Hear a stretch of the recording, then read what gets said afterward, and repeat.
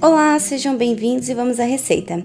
Para essa receita é muito simples, nós vamos iniciar aqui com 3 pães amanhecidos. Eles já estão até duros, olha só. O primeiro passo será picá-los.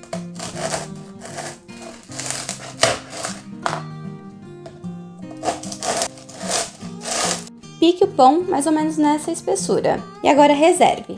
Agora acrescente em uma tigela 3 ovos e bata um pouquinho.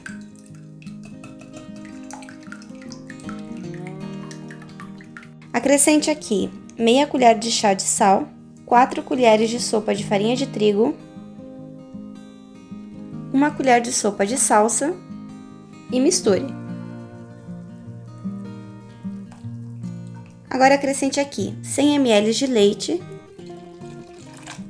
60 gramas de queijo mussarela, 1 colher de sopa de queijo parmesão e misture tudo. Agora nós vamos banhar os pães nessa mistura.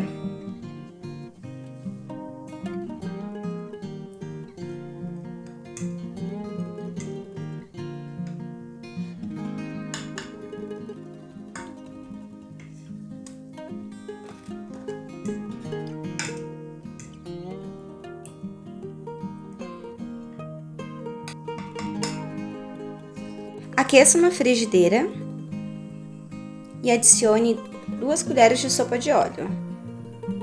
E agora adicione os pães aqui. Deixe fritar até dourar de um lado. Frite 1 minuto de um lado, depois vire e frite mais 1 minuto do outro lado, sempre em fogo baixo.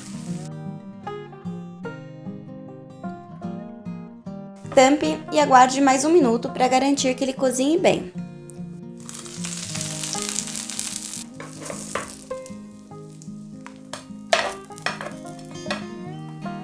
Salpique um pouquinho de cebolinha por cima, cheiro verde, se desejar. Se você já está gostando desse vídeo, curte aqui e compartilha com aquela pessoa que também vai gostar de recuperar os pãezinhos velhos de casa, porque essa ideia é maravilhosa. E agora vamos ver então como ficou.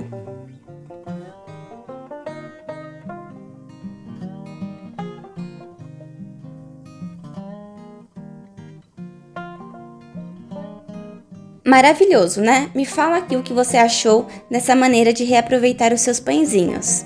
Bem, é isso. Eu espero que você tenha gostado. Até o próximo vídeo. Um abraço, fiquem com Deus!